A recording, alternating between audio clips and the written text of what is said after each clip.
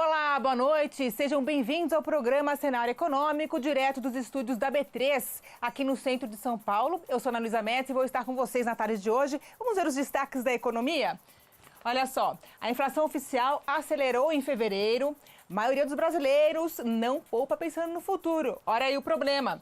Exportações de carne de frango estão em alta, bolsa e dólar em queda e no estúdio a gente vai receber Marcelo Galo do CEE. E a Comissão de Constituição e Justiça, a primeira a apreciar a reforma da Previdência, está prevista para ser instalada amanhã. A gente vai até Brasília conversar com a Aline Bastos, que tem mais informações.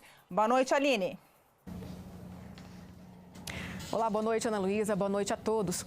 Olha, a tramitação dessa proposta da reforma da Previdência lá no Congresso Nacional depende justamente da instalação lá na CCJ. Bom, como você disse, essa comissão é a primeira etapa, já que se manifesta sobre a constitucionalidade da proposta, ou seja, se está ou não de acordo com o que manda a Constituição.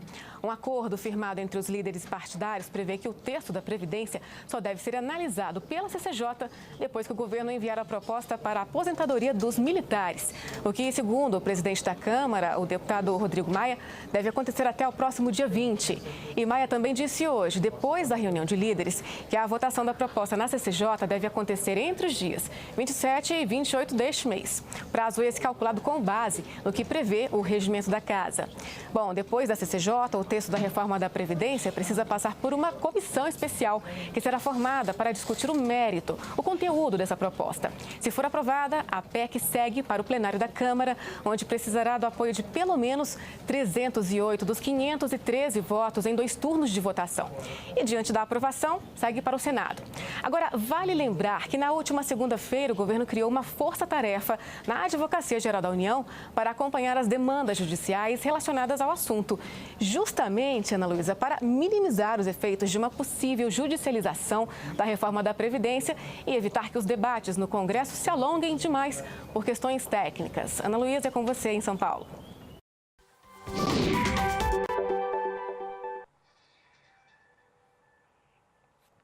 Bom, vamos falar sobre inflação. Foi divulgado hoje pelo IBGE o IPCA, que é o Índice de Preços ao Consumidor Amplo, que é considerado a inflação oficial do país. E em fevereiro o índice fechou em alta. Vamos ver os números. Olha aí, fevereiro teve alta de 0,43%, uma pequena alta em relação a janeiro, que fechou em 0,32%. Já no acumulado do ano, ele teve alta de 0,75%. Uma alta também em relação a 2018, que fechou em 0,61%. Já no acumulado dos 12 meses, também aí está em alta de 3,89%. Vamos ver aí os itens que puxaram a inflação em fevereiro? Olha aí. Educação fechou em alta de 3,53%. Provavelmente é um reflexo da volta às aulas, né? Compra de material escolar, matrícula, etc. A alimentação e bebida também aí fechou em alta, em 0,78%. Provavelmente também é um reflexo aí das festas de final de ano e de início do ano, né? Réveillon, Carnaval, etc. Saúde e cuidados pessoais tiveram alta de 0,49%, habitação 0,38%. Agora, vamos ver os itens que puxaram a inflação para baixo. Transportes fechou em queda de 0,34%, vestuário em queda de 0,33% e comunicação não teve variação, ficou em 0%. Bom, e a gente vai falar agora sobre uma questão muito importante. Você guarda dinheiro para a velhice? Olha só, uma pesquisa hoje divulgada mostrou que 6 em cada 10 brasileiros não tem nenhum dinheiro guardado para enfrentar aí a terceira idade. Nós vamos falar sobre isso com o Maurício de Almeida, que está lá no Rio de Janeiro e tem mais informações. Maurício, você poupa dinheiro? Olha, Luísa, boa noite. Eu tento poupar sim, sempre no fim do mês, tento juntar um pouquinho, faz aquele aperto no orçamento, né, para sobrar algum dinheiro. Afinal de contas, um dia eu quero aposentar, quero ter esse dinheirinho guardado para poder usar e descansar no futuro. Olha, essa pesquisa, ela acabou confirmando que poupar, isso aí não faz parte da rotina da maioria da população. De acordo com o levantamento realizado pela Ambima, a Associação Brasileira das Entidades dos Mercados Financeiros e de Capitais, 56% dos brasileiros não estão economizando e não possuem nenhum tipo de reserva financeira voltada para quando não conseguirem mais trabalhar. Isso representou uma alta de quase 10 pontos percentuais em relação ao último levantamento que foi realizado em novembro de 2017. Nessa época, 47% dos entrevistados revelaram que não guardavam dinheiro. Mesmo sem economizar, quase metade desses entrevistados reconhece que terá problemas no futuro, porque as despesas vão aumentar principalmente por causa dos cuidados com a saúde. A pesquisa mostrou ainda que a maioria espera contar com a Previdência Social para garantir a sobrevivência na aposentadoria, mesmo sem saber o que vai acontecer depois da reforma que foi apresentada pelo governo federal no Congresso. Para os que não apostam na Previdência, existe desinformação em relação ao futuro. 8% dos entrevistados disseram que não têm a menor ideia de onde vão conseguir dinheiro para se sustentar na velhice. Entre os que estão planejando o futuro, 10% pretendem utilizar o dinheiro de aplicações financeiras, 8% possuem um plano de previdência privada e 4% contam com a renda de imóveis alugados. São poucos planejando o futuro e o motivo principal apontado é que não sobra dinheiro no fim do mês. Mesmo assim, os especialistas que fizeram o estudo fazem um alerta. É preciso encontrar alguma forma de economizar. Um dos motivos é justamente o aumento da expectativa de vida e o envelhecimento da população brasileira. Dados do IBGE mostram que no ano de 2060, 25,5% da população vai ter mais de 65 anos de idade. E mantendo essa tendência, o número de idosos vai superar o de crianças. Por isso, a dica é começar a poupar para garantir uma velhice tranquila. Eu, como falei no início, já estou seguindo esse conselho, apertando o orçamento para guardar algum dinheiro no fim do mês. Afinal, eu quero estar bem lá, com saúde, velhinho em 2060 e com dinheiro no bolso para aproveitar a minha aposentadoria depois de muitos anos de trabalho, Ana. E olha, faça como o Maurício Almeida, hein? Poupe um pouquinho você vai conseguir chegar lá na velhice mais tranquilo. Já falar agora sobre as exportações de carne de frango, aí o Brasil que é um grande exportador e em fevereiro ele teve alta nas exportações. Vamos ver aí como é que foram as exportações, os dados foram divulgados pela Associação Brasileira de Proteína Animal hoje. Olha aí, o Brasil exportou em fevereiro quase 317 mil toneladas, né? Uma alta de 2,2% em relação a 2018. Que né, no mesmo período, né, exportou 310 mil toneladas. Vamos ver agora como é que foram as exportações, a receita, né? Ali a gente falou sobre o total, a quantidade de carne exportada, aqui a gente vai falar sobre o valor que foi exportado. A receita em exportações foi de 526 milhões de dólares, uma alta de 6,3%, né? Em relação ao mesmo período do ano passado, que teve exportações no valor total de quase 500 milhões de dólares. A gente vê aí, olha, no acumulado do ano, as exportações tiveram queda em quantidade de 6,6%. No total, foram exportados quase 600 mil toneladas de carne de frango. Já em fevereiro do ano passado, no acumulado, né, os 2 primeiros meses, a gente exportou mais. O Brasil exportou 640 mil, quase 641 mil toneladas de carne de frango. Vamos ver aí os países que mais compram a nossa carne de frango. A Arábia Saudita está em primeiro lugar, com 74 mil toneladas compradas do Brasil. Já a China está em segundo lugar, com 72 mil toneladas. Depois vem Japão, Emirados Árabes e África do Sul. Bom, a gente vai falar um pouquinho agora sobre mercado de trabalho. Varejo, atacado e setor de serviços paulistas fecharam mais de 6 mil vagas em janeiro. Os dados são da FEComércio e quem vai falar sobre isso com a gente é a repórter Priscila Kersh, que está na redação da TV Brasil aqui em São Paulo. Priscila, boa noite. Boa noite, Ana. Boa noite a todos. A Federação do Comércio do Estado de São Paulo divulgou hoje o balanço de contratação e demissões no setor em janeiro deste ano. Segundo o balanço, o saldo foi negativo por causa da dispensa de trabalhadores temporários que tinham sido contratados para as vendas de fim de ano. Foram eliminados 6.617 empregos formais, sendo 286.154 contratações contra 292.771 desligamentos de pessoal. Mesmo assim, o comércio varejista de São Paulo é um gigantesco contratador. O primeiro mês do ano terminou com 10.024.841 empregados formais. A Fecomércio também passou a apurar os dados das novas relações sob a lei da reforma trabalhista. Em janeiro, foram registrados 4.358 demissões por acordos entre empregados e empregadores, com pagamento de metade da multa sobre o saldo do FGTS, que corresponde a 20%, e saque de até 80% do saldo do FGTS por parte do trabalhador. Isso representa 1,5% do total das demissões gerais do mês. A contratação de empregados para trabalho intermitente ainda é pouco usada em São Paulo. Foram apenas 525 vínculos em todo o estado em janeiro deste ano. Ana.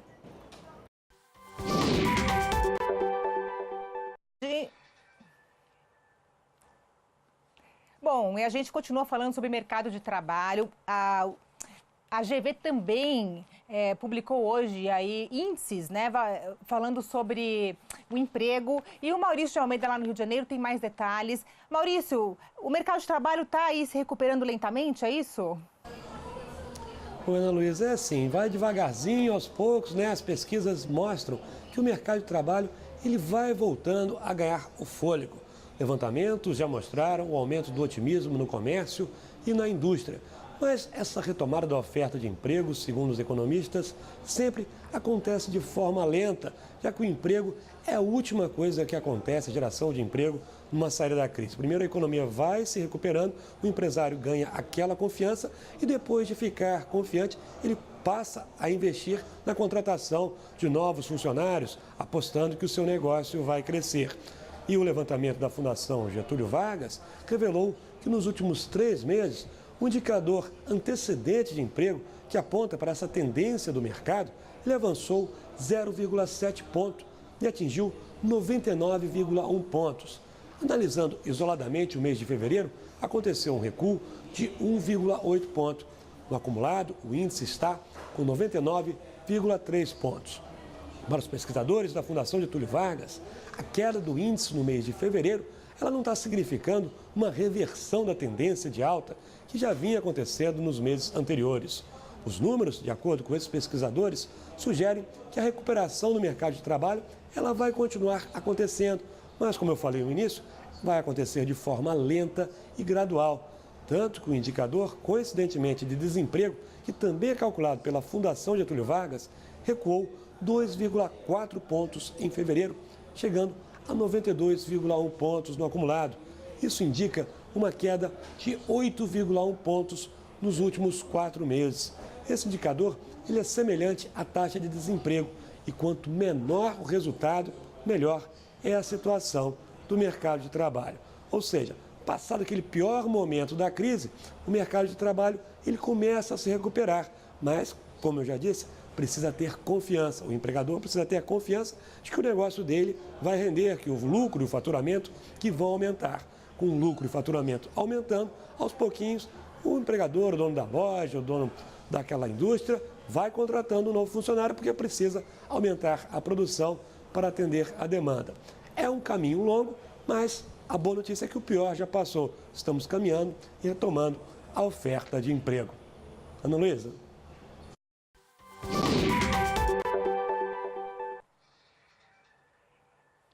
Obrigada, Maurício. Uma boa noite para você. Bom, vamos ver agora como fechou o mercado aqui no Brasil.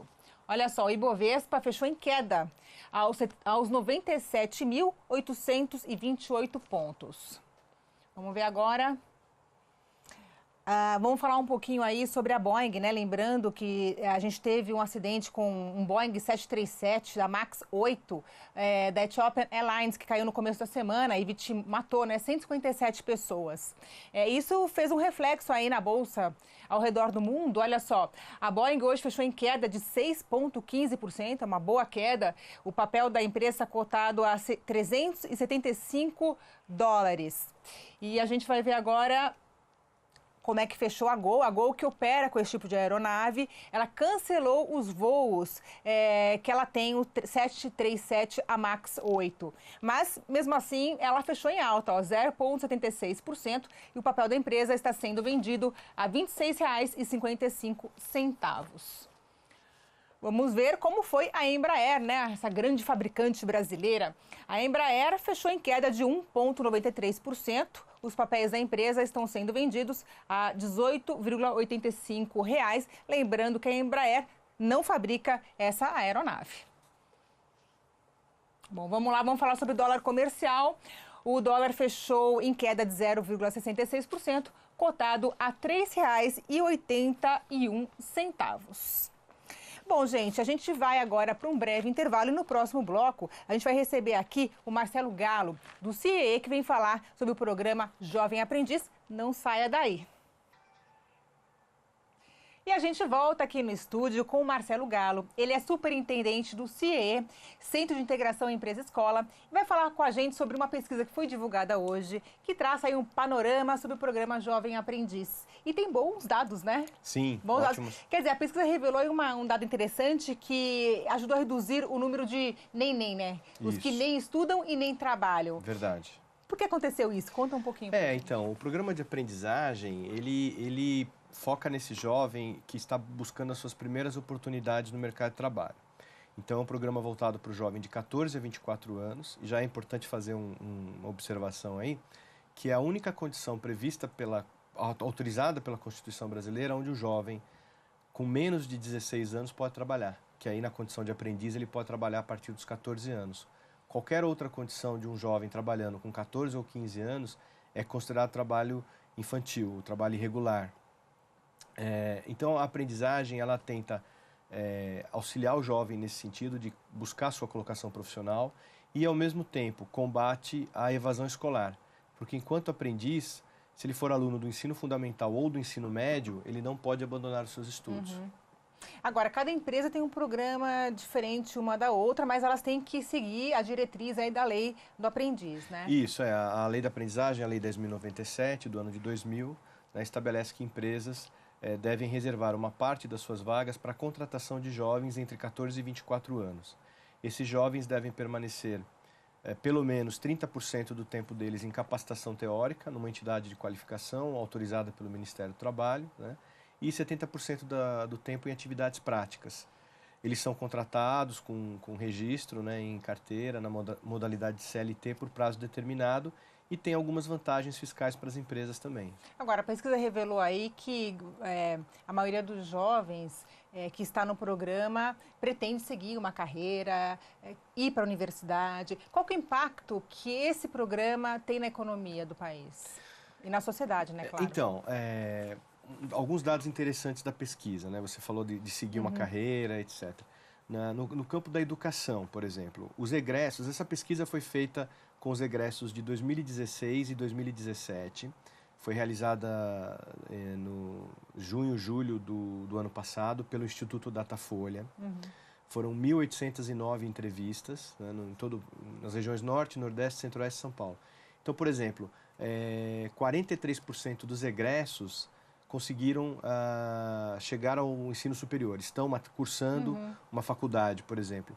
Se a gente pegar a média da população brasileira, os números do próprio Ministério da Educação, se a gente pegar a faixa etária de 18 a 24 anos, apenas 18% desses jovens estão na faculdade, no ensino superior, enquanto os ex-aprendizes, 43%.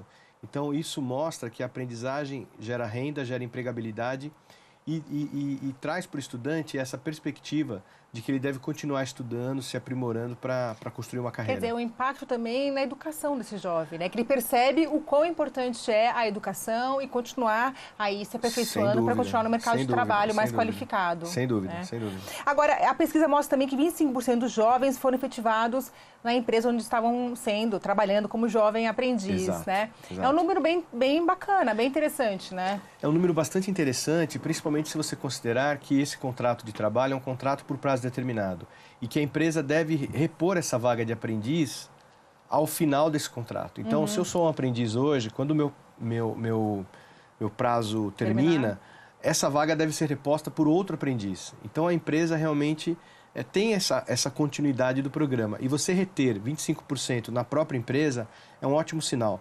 Mostra que muitas empresas estão utilizando o programa também para formar e formar quadros, né? desenvolver pessoas para suas próprias organizações. Agora, tem um número bem interessante também, que é o seguinte, 53% continuam ativos no mercado de trabalho. Quando ele permanece na própria empresa, ótimo.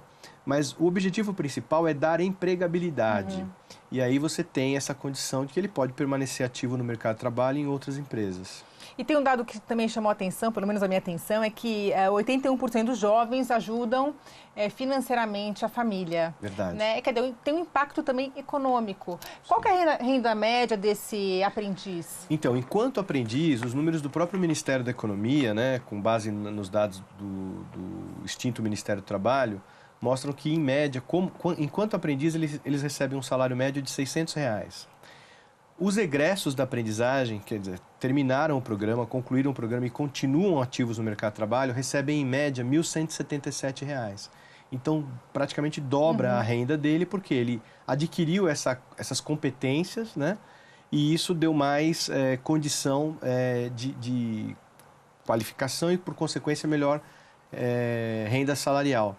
E eles contribuem, em média, com 36% do salário da renda familiar. Para a família, isso. Não é bastante coisa, né? É bastante coisa, é mais que um terço, né? Quer dizer, o programa, além do jovem, capacitar o jovem, também dá para ele uma perspectiva de futuro. Sim. De certa forma, ele se sente importante, né? Dentro do ambiente familiar, dentro do universo dele social, no sentido de estar contribuindo mais com a família. Sim, e você dá uma capacitação presente e uma perspectiva futura. É muito importante isso para um jovem, que a gente sabe que a camada mais jovem da sociedade é aquela que tem maior dificuldade de acessar o mercado de trabalho. Isso em qualquer país, e no Brasil não é diferente, né? Os dados do próprio CAGED, agora do Ministério da Economia, mostram isso, né? Se a gente tem um desemprego hoje em torno de 12% na média da população, para os mais jovens, na faixa etária dos 14 aos 24 anos, é de quase 30%. Então, políticas públicas que auxiliem a inserção do jovem no mercado de trabalho são sempre bem-vindas. Marcelo, você falou em perspectiva, né? Aí tem um outro dado aqui que eu achei interessante, a gente falando sobre futuro. Eles são muito positivos em relação ao futuro, né? 71% querem concluir a formação de nível superior e 65% ter carreira profissional. Quer dizer, como é que você vê essa relação do jovem, pensando no futuro, né? Com o programa Jovem Aprendiz? Tá. Então, esses dados são interessantes mesmo. Como a gente está falando dos egressos, a gente tem que pensar o seguinte, ele passou em média de 1 ano e meio a 2 anos no programa de aprendizagem. E o programa trabalha esses aspectos comportamentais e técnicos também. Mas nessa questão comportamental, ele estabelece, ele ajuda o jovem a ter um planejamento de vida. E você vai observar que, assim, 70 e tantos % falam de formação, um pouco menos de carreira, e aí bem menos, em terceiro lugar, salvo engano, com 18%, estabilidade financeira. Então fica claro para esses jovens que passaram pelo programa que tem um caminho a ser trilhado. Qualificação, estudo, carreira, trabalho, emprego, empregabilidade e, lá na frente, a consequência é a estabilidade financeira. Isso reflete o quê? Um amadurecimento, não só profissional, mas pessoal. A gente está falando de jovens com 15, 16, 17 anos que muitas vezes não tiveram oportunidade de pensarem nisso, né? O que eu quero ser, ok, mas como eu vou fazer para chegar até lá? Qual o caminho? Qual o caminho? E o programa trabalha isso, né? Que você tem que ter um planejamento na sua vida, né? O que você vai estudar, por que você vai estudar aquilo, para onde você quer chegar. Quer dizer, o programa Jovem Aprendiz, há quanto tempo existe? Então, a primeira versão, na verdade, o programa existe desde o governo Getúlio Vargas. Nossa! E no ano 2000, no governo FHC, houve uma alteração na lei, que foi uma alteração muito importante, que é a lei em vigor, a 10.097, que possibilitou que as entidades sem fins lucrativos também pudessem atuar com aprendizes, capacitar aprendizes, que até então era uma exclusividade do Sistema S. Isso foi muito positivo para o Brasil, porque na época o Brasil devia ter alguma coisa em torno de 50 mil aprendizes, e hoje nós estamos aí com 420 mil aprendizes. Então, houve Quantos aprendizes? O Brasil tem aproximadamente hoje 420 mil aprendizes, números do governo. Agora, o Brasil deveria ter próximo de 1 milhão de jovens aprendizes. Olha, números muito bons. A gente tem que encerrar o programa, infelizmente. Dá para conversar sobre isso, né, por várias horas. Marcelo, muito obrigada pela sua presença aqui. Eu que agradeço. Ao nosso programa. E até uma próxima. Até a próxima. Boa noite para todo mundo e obrigada pela companhia.